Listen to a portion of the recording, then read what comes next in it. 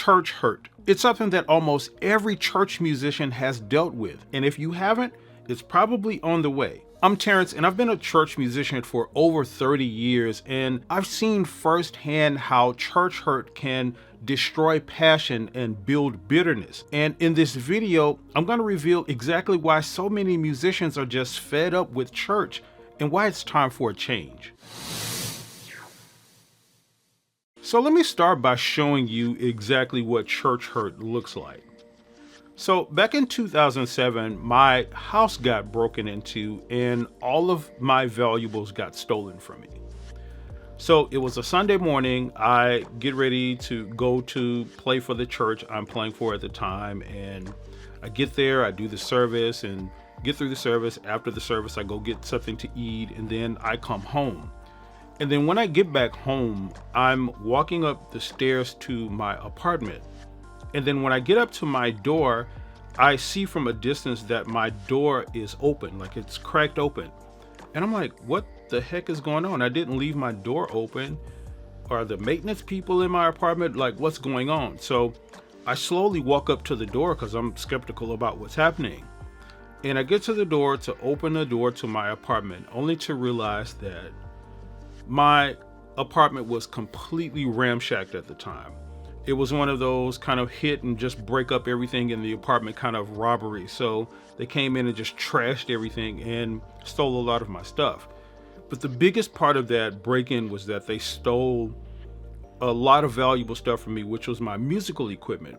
I had like a $4,000 keyboard that they stole. I had some studio equipment like stuff here that was set up that they stole. And I had built that stuff up over time and I was so hurt by it. Like I remember feeling like, oh my God, like why is this happening to me? Like this is the worst thing ever.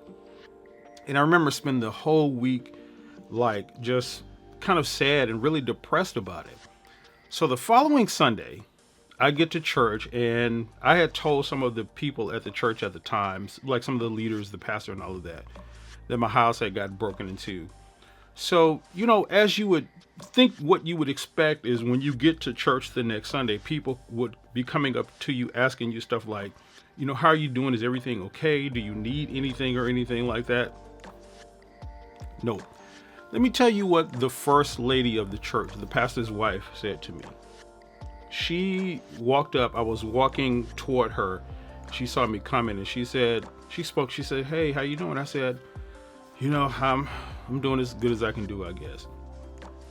And she goes into this spiel about why I need to like get my life together and how like the reason my life is not together is the reason why my house got broken into. And this is the kind of stuff that happens when you're not doing right and all of that kind of stuff. And I'm sitting there listening to this lady like, what are you even talking about? What do you mean get my life together? What is it that I'm doing that you think that I need to be doing that caused my house to get broken into? There was no empathy. There was no sympathy. There was no, hey, do you need anything like that? And that experience, when I tell you, I walked away from that experience feeling really, really, really hurt, really, really bitter about what she said to me. How dare you come and imply my house getting broken into and some dumb thieves, you know, doing something stupid, breaking into my house is a result of something that I'm not doing in my life that, you know, I should or shouldn't be doing. Like, what the hell are you even talking about? And again, from that experience, I carried that sort of bitterness for a really long time. And I didn't trust them anymore. Like there was literally no trust that I had for them anymore. And this really describes the type of church hurt that a lot of us musicians go through. And in addition to that kind of stuff, we also see musicians experiencing this church hurt publicly by being humiliated for stuff like walking out of church to go to the bathroom or something while the pastor is up preaching. We see that all the time in these videos where the pastor, you know, they'll walk out and the pastor, where are y'all going? In front of hundreds of thousands of people. Where are y'all going? Y'all need to sit down and all of this. You need to stay in church while I'm preaching. Like it's the craziest stuff. But I think the worst of this church hurt comes down to stuff like being spiritually abused. And basically what that is when these leaders and church people and all of that kind of stuff use scripture and biblical teachings and all of these church sayings to sort of coerce and manipulate you into doing things. And, the classic example of this is not paying musicians. Like, they get told that you shouldn't be paid, you should want to do this for free, or your heart is not in the right place if you want to do this for money. We want you here 7 days a week, 12 hours a day to play all of these services. We want you to do all of this kind of stuff. But if you want to get paid, your heart is not really in it. It's that kind of spiritual abuse that's manipulating church musicians. And it's, the biggest examples of church hurt. So let's talk about the detrimental effects that this church hurt stuff has caused. But right before we get to that, jump down in the comment section and let me know of your church hurt stories that may have happened to you or some other church musicians you know. So this church hurt stuff has caused a lot of musicians to just want to stop playing and messing with churches completely. And it's caused many other musicians to just only see it as another gig, as just something that they do. And that whole phenomenon has caused this sort of spiral. So the church creates the church hurt, and then the musicians respond to it and, not want to do certain things. And then the church responds to that because they really never sort of see anything as their fault. They kind of respond to it and say, oh, well, we're just going to put policies in place to, circumvent all of this stuff musicians are doing. So now, if musicians are late, 5 minutes, your pay gets docked, or if you miss a service or if you miss a rehearsal, you might get fired and all of that. I've even seen a lot of churches put policies in place around what musicians wear. Like, a lot of churches nowadays require musicians to wear suit and tie to church on Sunday and even in rehearsals. And, of course, that's not the worst thing in the world, but at the same time, what happened to the come as you are? And there's even some churches that have these crazy policies where they don't even allow their musicians to date anyone that goes to that church. And it's just like this crazy thing, and it becomes this sort of acrimonious relationship between the musicians and the church, where it's like a couple that is broken up, had a bad breakup, and they don't like each other anymore, so they're kind of out to get each other. And it's just weird, and maybe, just maybe, all of this is why a lot of church music is kind of dry and boring now and doesn't really have any impact. In fact, there's not even a huge line anymore between church music and secular music. It kind of all sounds the same. Like if you close your ears and like tune out some of the lyrics, you wouldn't know a pop song from a worship song. And we can see where this is all going. It's just like the relationship between the two people I talked about that don't like each other. That's a situation that's never going to end well unless something happens, unless somebody does something different. And this is why it's time for a change. So what do we need to do? What are the changes that we need to make? Well, let me first just say that there is responsibility on both the musician's part and the church's part. But I think the larger responsibility does belong on the church side of it. And that's because it's almost always the case that the person or entity with the greatest deal of power or authority also has the most responsibility. In the same way that a parent has the most responsibility or has the responsibility over their children, or a large restaurant chain has more power and authority and responsibility than any individual worker that works at that restaurant. So I'm going to propose 3 things that the church needs to do to change this. And the first one is be intentional about healing and mending the relationships between the musicians and the church. And this all begins with the acknowledgement of the problem. It begins with the acknowledgement of the responsibility that the church has in this situation that has occurred. And then, from there, it also means that you have deliberate and conscious intent or take deliberate and content actions to salvage the problem, whether that be better communication or more empathy and more sympathy and all of those things. It could mean any of that. But it starts with being intentional about mending that process. And that starts here. That starts in your mind and with the church saying, okay, I have some fault here. Everything may not be the fault of the church, and it's not. But I have some fault here, and I'm the larger entity here. So let me start this process of helping to heal this relationship between churches and musicians. And then the second thing I'll propose here is something that I kind of just mentioned, and that is open communication. Open communication has to be a part of this process.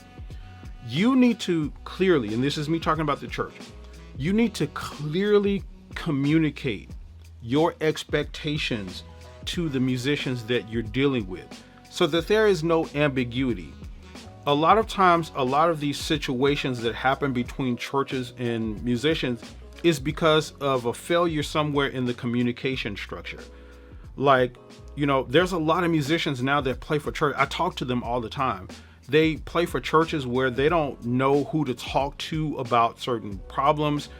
Nobody ever calls them and say, hey, do you need anything? There's no sort of structure in place to, if a musician is having an issue with something at the church that they need help with, there's no communication structure there. And even just on a basic level, just a clear communication between the musicians and the leadership of the church, where it's a continued communication, where there's checks and balances and all of that kind of stuff.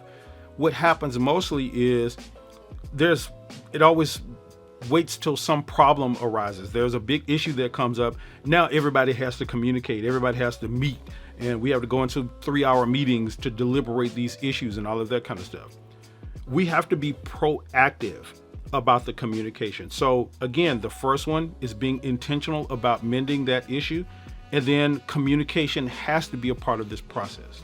And the third thing I'll propose is super important, and that is put public and private acknowledgement and appreciation systems in place for the musicians. Hear me when I tell you. By far, the biggest issue that church musicians have is lack of acknowledgement and lack of appreciation. Now, I get it. I hear you. I know all of the sayings. I've been a church musician forever. Musicians shouldn't want to be acknowledged. They don't need to be acknowledged. They get paid, so why do we need to appreciate? I hear it. I've heard it all before. But trust me when I tell you, we musicians, just like everybody else, are human beings. And we, just like everybody else, like to be acknowledged and appreciated for what we do. Even McDonald's has the employee of the month, where they put the picture up on the wall of the employee that flips the fries, that's good at their job. If we are going to say that musicians and the music element of church is something that is super important and we hold it to this high esteem, then we need to treat it as such and treat those who facilitate that music as such. Now, again, this can pan out in many different ways. I'm not saying that there needs to be, this overly cooked thing. And like I say, people do it with pastors and stuff all the time. I'm not even suggesting anything to that level.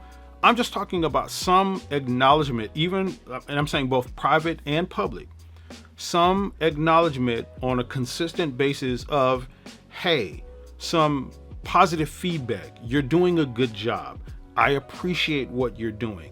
Hey, here's $50 for some gas money. Here's $50 to go get you something to eat, or whatever systems that you put in place to have some consistency with that during the time that you and your musicians are working together is something that is extremely important. Now, I said 3, I'll add a 4th one to this because it's coming to mind as I'm saying this. One of the other things, since I mentioned the $50, is paying musicians fairly. Like, that has to be the case. And again, I get it. I know all of the arguments about church musicians, whether or not they should be paid or shouldn't be paid and all of this kind of stuff. Again, it comes down to how are you going to deal with or facilitate a musician and hold space for musicians with the thing that you've considered really high esteem for your church, and that is the music and the music department. So if you're going to pay them fairly. Now, I know I'm not saying, break the bank. I'm not saying spend all the church money, take all the tithes and pay the music. I'm not saying any of that kind of stuff. I'm saying in being intentional about mending the relationship and opening the communication and having appreciation, pay is somewhere in that factor. So figure it out. Help figure it out. And it's not all about necessarily the amount of money. A lot of times musicians can deal with lesser pay when they're appreciated more. So all of these things work in tandem with each other. Now, also, like I said, there's some responsibility on the musician side. So one of the things that we musicians have to do is we got to start being more dedicated and be more professional in what we're doing.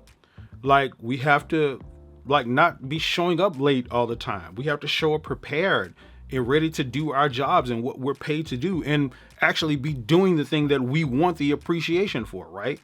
We need to be doing that. Like it's not a thing to where we can just show up and do things the way we want to do them and, raise hell and all of this kind of stuff, and also expect people to pay us fairly and appreciate us publicly and privately and all of that. We need to be showing up and doing our jobs to the best of our ability. And also, musicians, it's a big thing with us that we really need to learn how to work with others really well. I hear so many stories about churches that have these music teams, and there's a lot of people on the team and all of that kind of stuff, and everybody is bumping heads. There's cliques within the music team and all of this kind of stuff. The bass player and the organist is, they're at heads with each other, and then the drummer is on the bass player side, and it's just like all of this crazy stuff. Like all of that political stuff and clout chasing and, being jealous, all of that kind of stuff, that needs to be a thing of the past. If we want to be successful and we want to be appreciated, we want to be paid fairly and all of that kind of stuff, we got to get rid of all of that stuff, because all of that is going to come in the way of all of that. And a lot of times it's us that's causing it. It's our egos. It's our, wanting to be seen and wanting to outshine somebody else. So we need to get rid of that stuff. And then the third thing I think that's important for us church musicians to do is to continue learning and growing.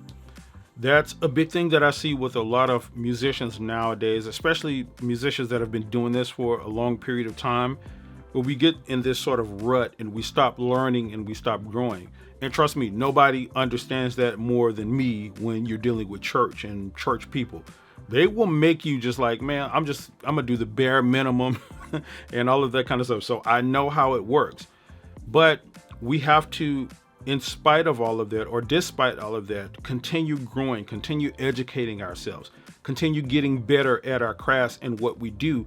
So again, there's no time in our process where we're not doing what we need to be doing to get these things that we want all the time. The things that I just talked about, being paid fairly and appreciated and all of that. And it's a balance that we consistently have to do. And that's on both parts. This is why when I was talking about the church side of it, I'm saying consistently do all of these things, because it's going to be a little bit of a, balance here where the church may not be doing it as much as they should or whatever. But to have a system in place where that stuff maintains a reasonable balance is the thing that is super important to heal and to get back to some semblance of authenticity in what we do in our church services. Now, if you've enjoyed this video, I have a whole series of videos regarding churches and church musicians, and you can find that series here. I definitely recommend you check it out right now.